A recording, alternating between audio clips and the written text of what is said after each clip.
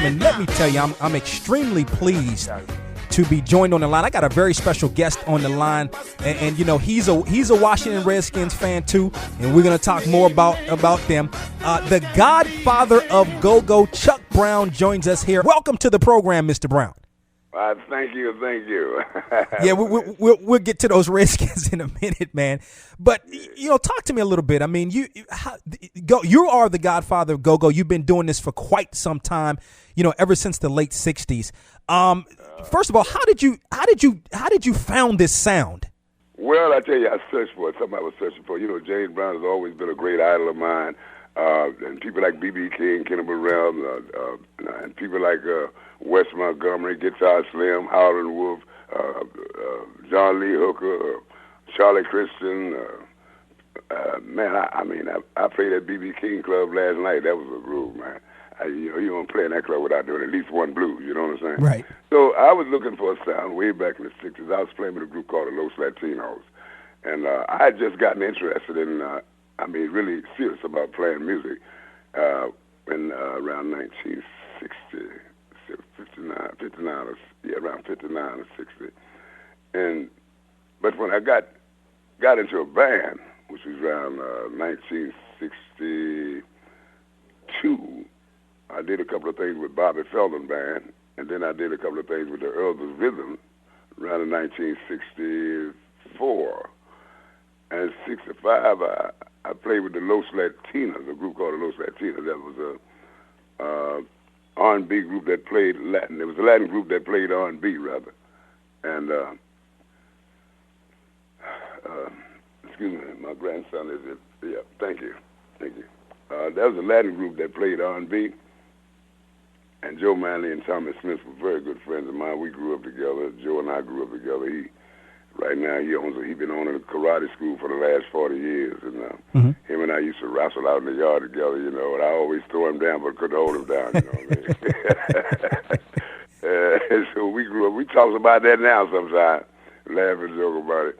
And Joe came to my house one day and told me, he said, Chuck, I'm going to need you to play I heard you've been playing quite a lot of guitar around here in different people's houses, little cookouts, and people's little barbecue parties and things like that. Yeah, just me and my acoustic guitar, you know, no electric or nothing. Right. And every weekend somebody was inviting me to their house.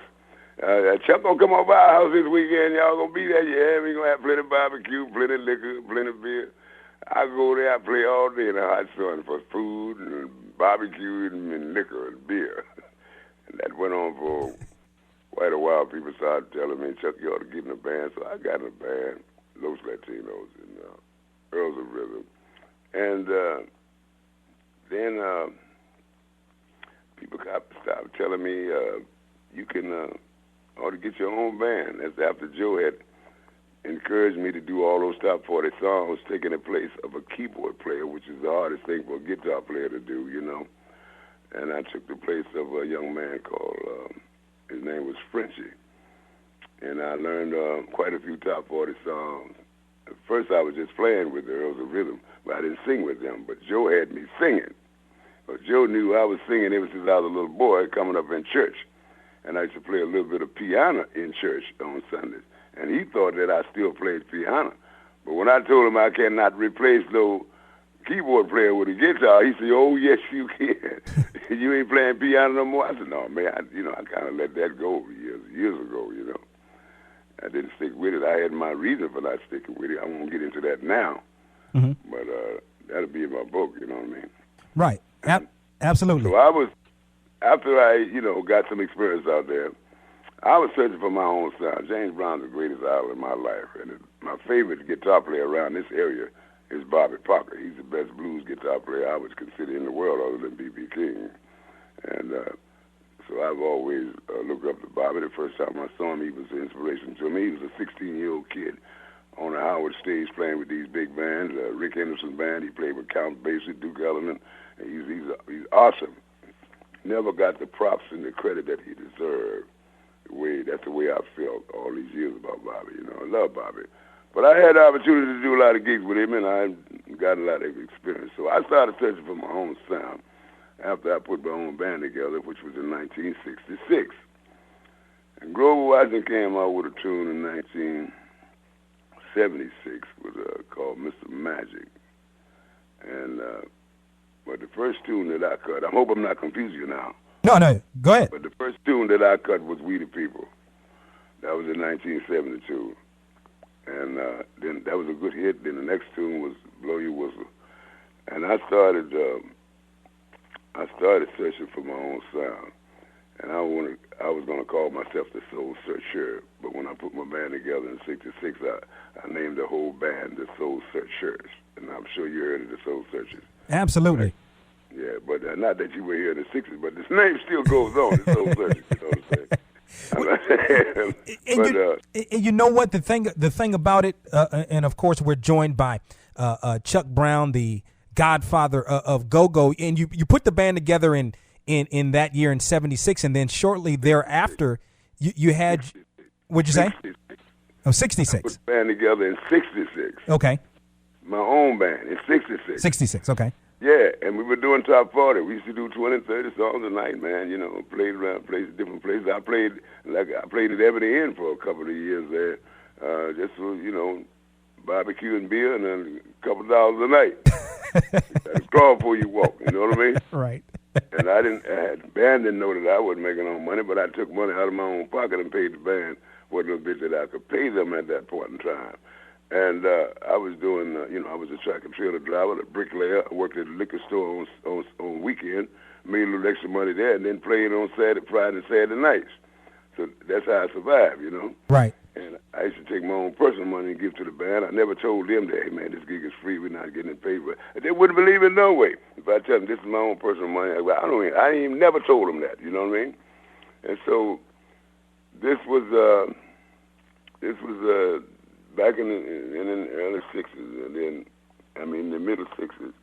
So come, like I said, '76, Grover Washington came out with this tune after I'd done We the People and Blow Your Whistle, and we were doing the top 40, 15, 20 songs a night. And when I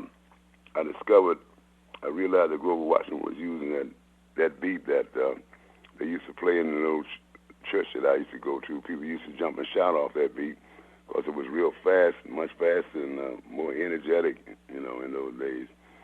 And I heard that beat, and it had a spiritual vibe with me, you know. Uh-huh. Yeah, I'm going to use that beat. I got my own band together. I took that Los Latinos ingredients, that percussion and them congos, and took it with me in my own band. And it started working real good after we started doing the Grover Washington thing. I used to break down. We didn't have to do as many songs. People used to come to the shows with mink costumes and suits and things like that. And after we started kicking that go-go beat, which I called it go-go because it wasn't no go-go music. It was go-go girls, go-go clubs, go-go shows, but wasn't no go-go music. So I started calling it go-go music because we got it to the point where we didn't stop. Right. After we get to the end of one song, we break down the percussion and we would talk to the audience, call and response, do a little bit of rhyming. This was before disco and rap came out. And we do a little bit of call and response, and the audience would respond back to us, and it was a lot of fun. Next thing you know, the mink coats was gone, the tables and the chairs out the middle of the table, the floor, and number dance room, and the suits and ties were gone. Everybody sweat from the time we hit that stage until the place closed. We got to the point we didn't take no breaks. We still don't take no breaks. Very seldom, maybe. In different towns, we might take a short break, but excuse me. Back in them days, we were doing slow songs and fast songs, but mostly fast songs. But after the go-go groove came in, people didn't want no more slow songs. They just wanted to keep going, you know. Yeah, wanted to keep going, and you've been doing it for quite some time. And let me ask you this: you were doing a lot of great things. You had your first major national hit in 1978 with "Bustin' Loose." What was it like during that time, getting that national exposure from that song, which really your sound was more local there in Washington? It was the greatest thing to happen to me because it spread it across the world. That's when that sound spread it across the world. not just here in this country, but all over in Europe and everywhere else. And a lot of people ask me, why haven't go-go gone national? Mine has, you know, right. And I'm happy to say that mine gone national, and I'm going all over the world. I'm traveling everywhere, you know. And some of these other bands are traveling national and international. I'm proud to say that.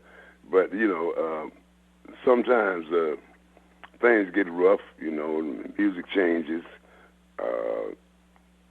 Everybody comes out with their own concept of go-go. I was happy when they picked up on it, though.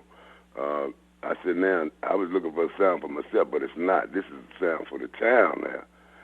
And next thing I know, 5 or 6 other bands around town was doing it, and then 10 bands was doing it, and 12, 14 bands, go-go bands out here. You know, at least when you do go-go, man, you know, it's designed to make you move.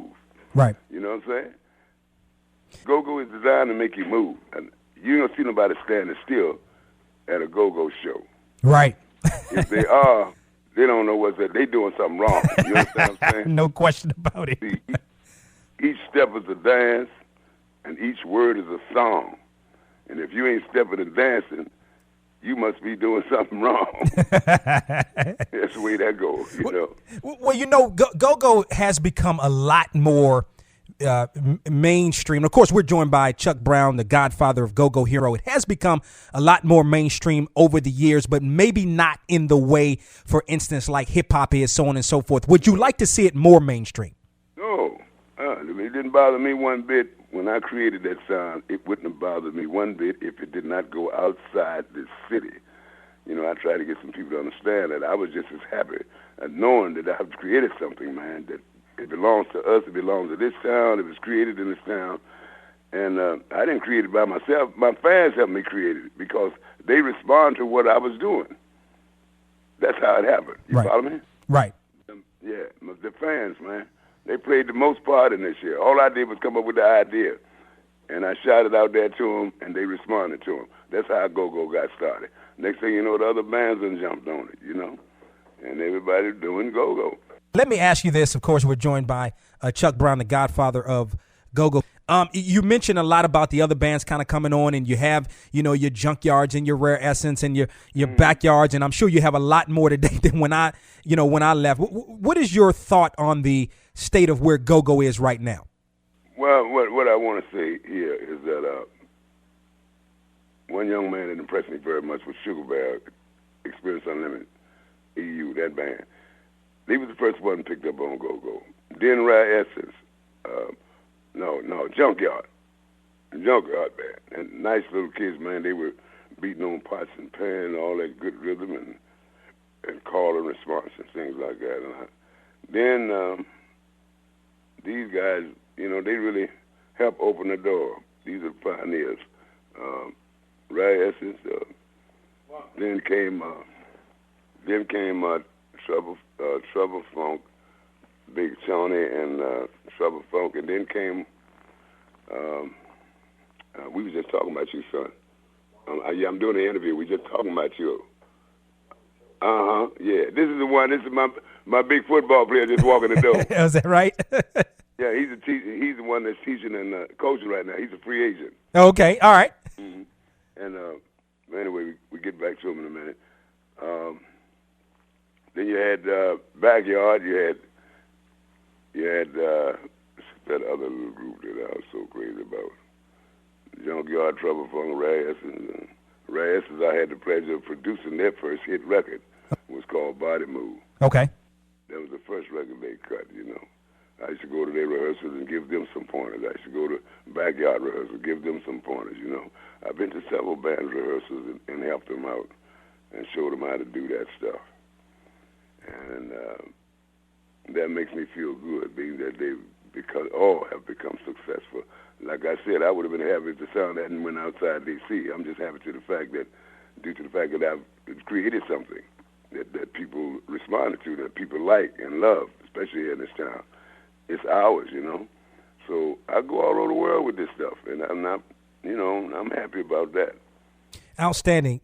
You know, what about this new album we got this? You got a couple of artists on there, including Jill Scott. Talk to us a little bit about the album.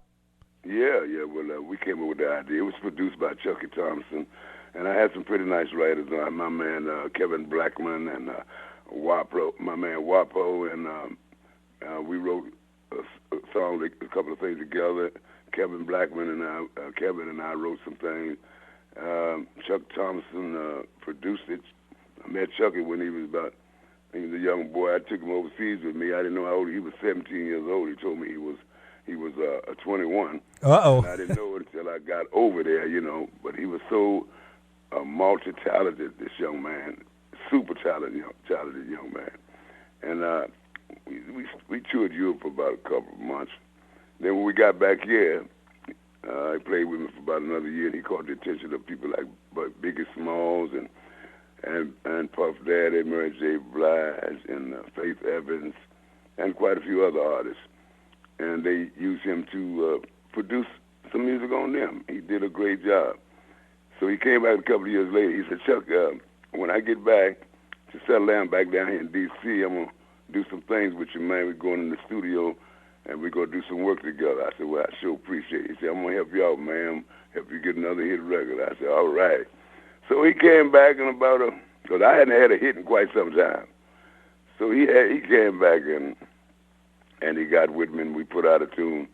We put out an album, did an album called We're About the Business. That was a couple of years ago. Mm-hmm. And so this particular time, we came up with some more ideas and went back in the studio and put this together. And because I had always admired Jill Scott ever since I first heard her. She came up with a tune called Love, It's Love, and I heard that go-go groove, man. It was just awesome. So I told my manager I really would like to meet the lady. I finally got a chance to meet her. I finally got a chance to meet Lettucey. I've always admired her, too. And I asked if I could do a tune with each one of them, Right. Jill Scott consented. Lettucey, she agreed. And Jill Scott and I got together, and we did a couple of gigs. She was down at Constitution Hall, and she invited me down there to play, do 3 or 4 days with her. I got on the stage and did a little skit with her about 3 days in a row. And also we did a big show out at Meriwether Post Pavilion together, and that really got us familiar with each other. And she has an awesome band. The band is just, I'm telling you, the band is just fabulous, And so, it was an honor to me that this young lady even consented to do a song with me. That sweet mellow voice she got, and my big old ugly voice, it worked, you know what I'm saying? And same thing with Lettucey, that beautiful soulful voice she got.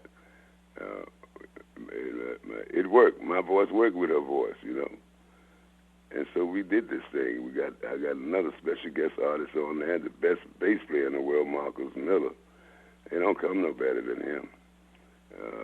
He's the greatest that I've ever heard in terms of bass players, And I was deeply honored to have him on my CD.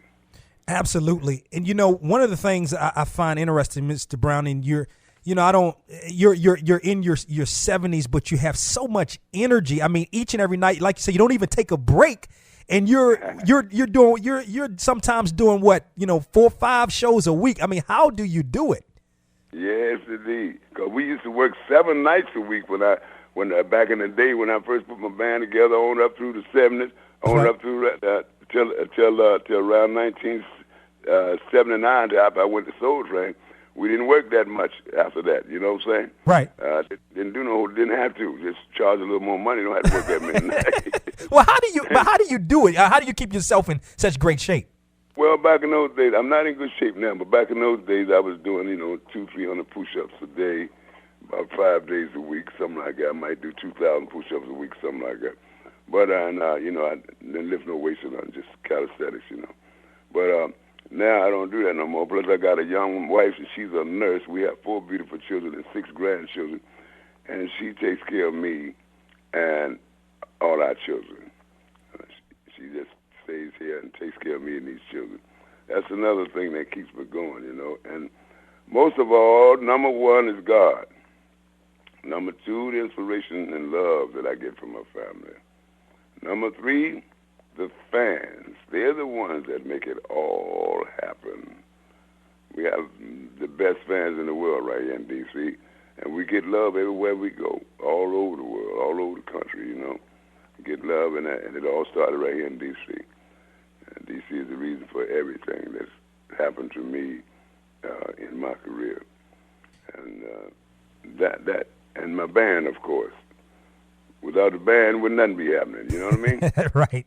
Well, I get a lot of love from the band, and you know, I love the band, and they love me, and we all, you know, get along very well together. And I got good people in my band. I've had a host of musicians over the years, different kind of musicians and they were all good. All of them were good. And right now we doing it just step by step, you know. Yeah, and you know, you mentioned your family. Talk a little. You have some sons at VTech. One is graduated. One is currently playing on the football team. Talk about them for a minute. Mm-hmm. Nico's Brown, he's Virginia Tech. My son Wiley Brown, Virginia Tech. Nico's he's 6'3", 257 pounds, big linebacker, and he just got his bachelor's degree. And right now he's teaching and he's coaching, and he's teaching high school, and he's a free agent. Giants checked him out, the Eagles checked him out, the Green Bay Packers, Buffalo Bills, Dallas, and the Redskins. But if he gets that call, I hope he gets it from the Redskins, of course. Now, you know that's a normal reaction. You know that. Of course. Yeah. But it doesn't matter to me if he never gets the call, because he's proven his point. He's made me and his mother the two happiest parents in the world, man. He's got his bachelor's degree. That's right. I've never been this fortunate or this. I left home at 13 years old. Now, you know, I finished high school in a place I ain't gonna tell you where. It'll be in my book. I'm tired telling people where I finished high school, and Right. so I'm just so proud of my son and my kids. They all are very fortunate. Never had to go through any of that stuff that I went through, you know, and so it's all good, man. And my other son, Wiley Brown, he's down there now. He graduated from Fork Union to Duquesne, and so he stayed in Duquesne about a year, and I transferred him to Virginia Tech because I wanted him to spend at least a year with his brother before his brother graduated. So now his brother's graduated, and Wiley's taking over. He's number 40. Nikos was number 47 when he was down there. Can you still hear me? Is this thing still on? Oh yeah, you're still on. Yep, we got you.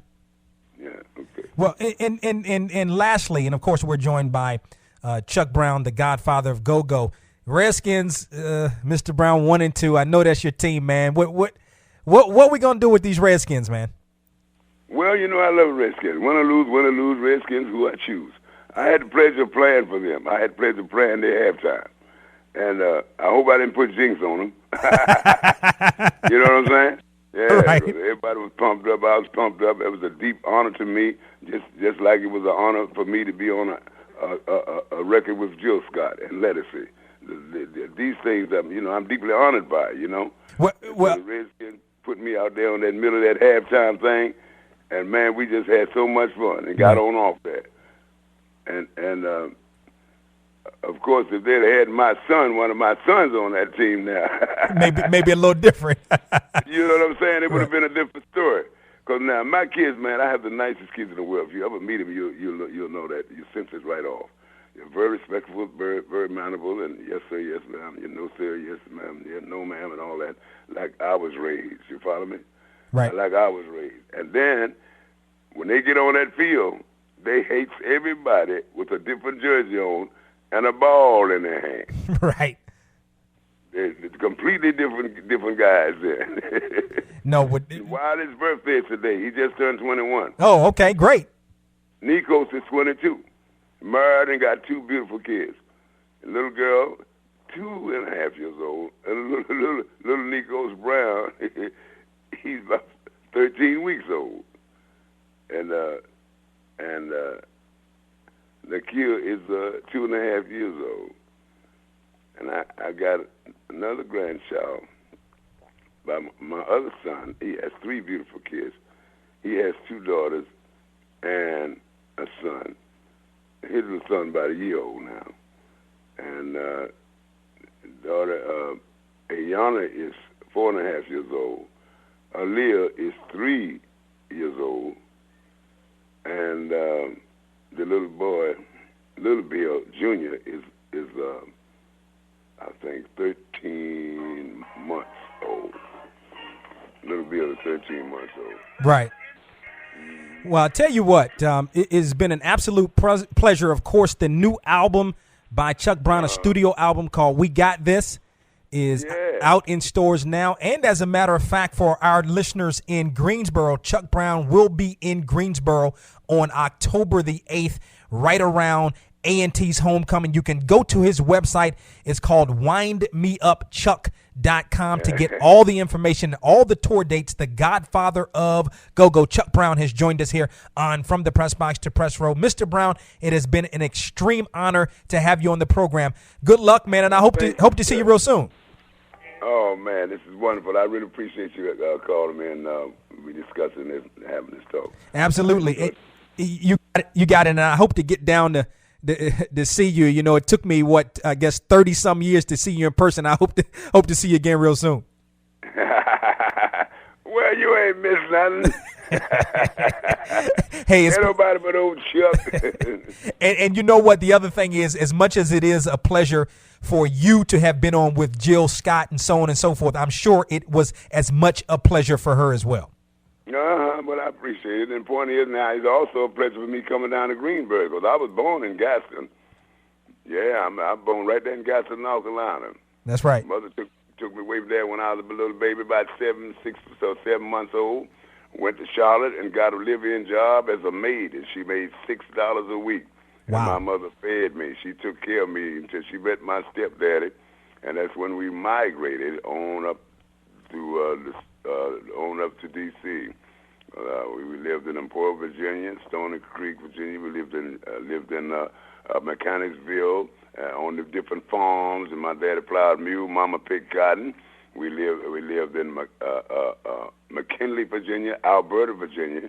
Left Alberta, Virginia, came to Richmond, and I was around during World War II. I was about 5 when we got here, when we got to Richmond, and then we stayed in Richmond a couple of years or more. And my daddy worked at the Lucky Strike cigarette factory.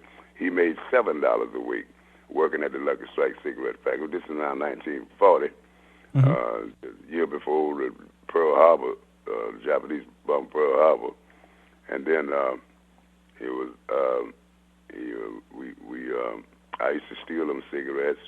Me and the little boys run out there, and you know what? He made $7 a week, but he would bring home $30-40 a week worth of cigarettes. Let me tell you something. Cigarettes were 10 cents a pack. He sold 2 packs for 15 cents. So my dad knew how to make a few ends meet. You know what I'm saying? That's right. Yeah, and my stepfather. Yeah, and he was a good man, and I love him. I always have looked up to him and respected him because every kid needs a man in their life, needs a father figure in their life, and he was just that. Even though I left home at an early age, I still loved him, and I respected him, and never forgotten the good things that he's done for me. Even though we were very poor, I never had anything. So I left home at an early age because I didn't want to be no burden on my parents. You know what I'm saying? I understand. Come back home and I give them some money. I was able to give them some money when I came back home and stopped to visit. You know what I mean? That's right. But I'm happy that, things are going the way they're going. And at my age, somebody still got some use for you. Yeah, it's a triple blessing, I tell you. Oh, man. Now, you the man. Now, you definitely are the man. It's been an absolute pleasure, and I look forward to seeing you real soon. Thank you, sir. All right. I'd like to talk with you live, you understand? Yeah, I'd like you know. to do another interview with you live if that's possible one day. What I'll do, are you going to be in Raleigh anytime soon? Yeah, I'm going to be in Raleigh. See, I ain't been too long left Raleigh. Yeah, I know you were down here for the the thing on Labor Day weekend. Yeah, let me see. I ain't got my schedule here in front of me, but we're going to be back down there pretty soon. Okay, I'll get with what's my man's? His name Tom? Or yeah, Tom Gold. Yeah, I'll get with Tom because that's who I got with to get this interview done. So I'll get with Tom and then find out when you're coming down here. Yeah, but what I'll do is find out from him next time you're gonna be in this area. Then we'll definitely hook up. Yeah, we can talk better when it's live. You know. Absolutely. Yeah. Okay. All right, then. All right, Mr. Brown. I appreciate the conversation, man. I'll talk to you real soon. All right, now. Okay, you take care. Bye bye.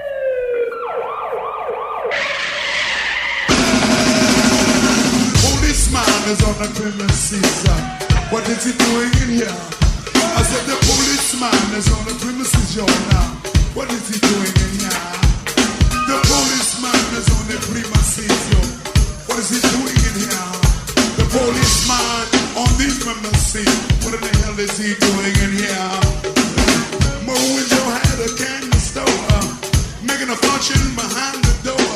Cops ran in and danger ran out. Brother Mo, he began to shout, run, Joe, run, Joe, run, Joe. Hey, the policeman at the door.